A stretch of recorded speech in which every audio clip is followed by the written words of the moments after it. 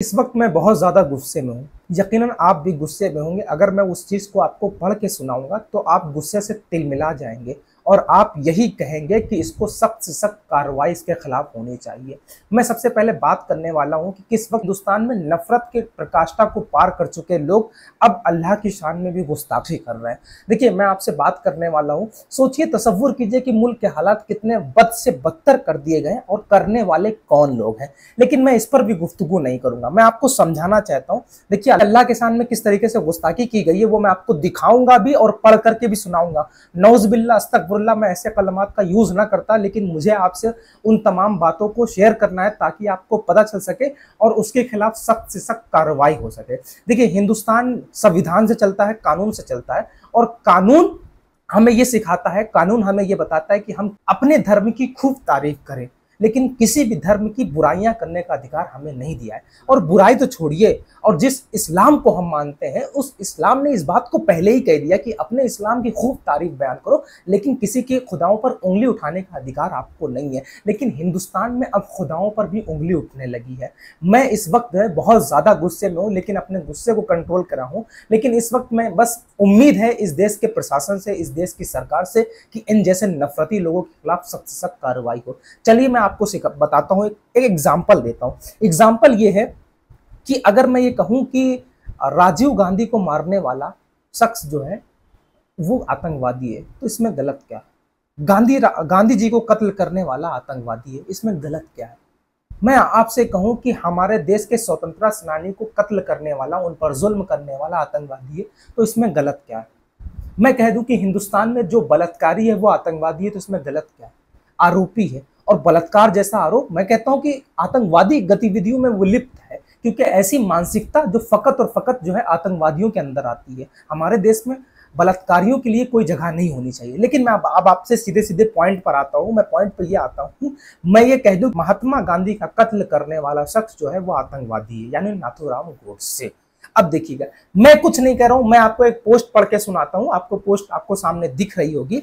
देखिए, सबसे पहले अश्वनी ने पोस्ट किया, अश्वनी सोनी ने पोस्ट किया कि आप मेरे साथ बस इतना लिखें, नाथूराम गोडसे भारत का सबसे बड़ा आतंकवादी था, नाजायज औलादे बिलबिला जाएंगी। इतना लिखा गया था। सोचिए, यहाँ पर ना तो किसी भगवान के बारे में कहा जा रहा है, ना हिंदुओं के भगवान के बारे में कहा जा रहा है, ना मुसलमानों के खुदाओं के बारे में कहा जा रहा है, ना यहूदियों के बारे में कहा जा रहा है, ना सिखों के बारे में कहा जा रहा है, ना ईसाइयों के बारे में कहा जा रहा है। यहाँ सिर्फ एक पर्टिकुलर नाम यूज किया जा रहा है जिसने गांधी जी का कत्ल किया। अब देखिए, गंदी मानसिकता इतनी नफरत की प्रकाष्ठा को पार कर चुकी, इतनी ऊंचाइयों और बुलंदियों पर है कि उसने सीधे सीधे, और जबकि ये किसी मुसलमान ने नहीं लिखा, आपको देखें, अश्वनी सोनी आप नाम देख रहे होंगे, किसी मुसलमान ने नहीं लिखा।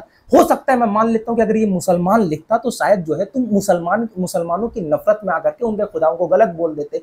लेकिन मुझे आप ये बताओ, इसने अश्वनी सोनी ने जो लिखा वो क्या लिखा? नाथूराम गोडसे। किसी भगवान के बारे में तो नहीं लिखा, किसी खुदाओं के बारे में तो नहीं लिखा। बिलबिला कैसे गया?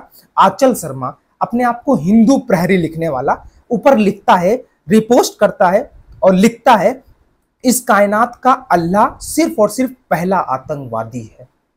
गुस्सा आया, बहुत ज्यादा गुस्सा आया, लेकिन सब्र कीजिए, क्योंकि हमें इस देश के कानून से, इस देश के संविधान पर पूरा यकीन है, और हम अपनी आवाज संविधान के दायरे में रहकर इस जैसे नफरती लोगों को जेल की सलाह पीछे पहुंचाना हमारा मकसद है। क्योंकि हम कानून को अपने हाथ में नहीं ले सकते हैं, और ना ही हमें लेना है। हमें मुल्क के कानून को सर्वोपरि रखना है। अब आगे देखना क्या लिखता है, पहले फिर से मैं पढ़ के सुनाता हूं। इस कायनात का अल्लाह सिर्फ पहला आतंकवादी है। आसमानी किताब कुरान को पढ़ने के बाद मुसलमान केवल और केवल आतंकवादी, जिहादी बनता है और दुनिया का आतंक फैलाता है। और हैशटैग यूज किया है, कुरान पर प्रतिबंध लगाओ। सोचिए, पहले अल्लाह की शान में गुस्ताखी, अल्लाह को आतंकवादी कहा, दूसरा कहा कि कुरान पढ़ने के बाद लोग आतंकवादी और जिहादी बनते हैं, और तीसरा कहा कि कुरान पर प्रतिबंध लगाओ। अफसोस इस बात का है कि इसे समझ में नहीं आता, इसकी अकलें कहां पर चली गई। मुझे बताइए, जाकिर हुसैन कौन थे? क्या उन्होंने कुरान नहीं पढ़ी? मुझे बताइए कि हामिद अंसारी कौन थे? इस देश के राष्ट्रपति थे। मुझे बताइए, अबुल कलाम आजाद साहब, जो इस देश में राष्ट्रपति के पद पर तैनात थे और इस देश को मिसाइल संपन्न देश बनाने में सबसे बड़ा हाथ था। था। सोचिए ये आतंकवादी थे, इन्होंने भी कुरान पढ़ी थी। मतलब ये कह रहा है कि कुरान पढ़ने के बाद जो है वो सिर्फ आतंकवादी और जिहादी बनते हैं। तो मैं ये पूछना चाहता हूं कि क्या ये लोग कुरान नहीं पढ़े हुए थे? अशफाकुल्लाह खान साहब कुरान नहीं पढ़े थे? मौलाना अबुल कलाम आजाद साहब कुरान नहीं पढ़े थे? मैं आपको एक पत्रकार का रिट्वीट सुनाता हूं, अब देखिएगा। और रिजवान हैदर एक पत्रकार है, उन्होंने दिल्ली पुलिस को टैग किया। मोहम्मद जुबैर के ट्वीट में हनीमून होटल में हनुमान होटल ढूंढकर कार्रवाई कर सकती है। दिल्ली पुलिस में आरोप लगाया है कि दिल्ली पुलिस जो है हनीमून होटल को हनुमान होटल ढूंढकर कार्रवाई कर सकती है। अचल शर्मा के व्यक्ति ने अल्लाह और कुरान के बारे में अनर्गल बातें करके हमारी भावनाओं को आहत किया है। दिल्ली पुलिस से अनुरोध है कि इसके खिलाफ कड़ी से कड़ी कार्रवाई हो। मैं आपको दिखा दूंगा किस तरीके से सदस्यता अभियान की फोटो भी है, भाजपा के सदस्यता अभियान की, और पूर्व निगम पार्षद भी रहा है भाजपा का।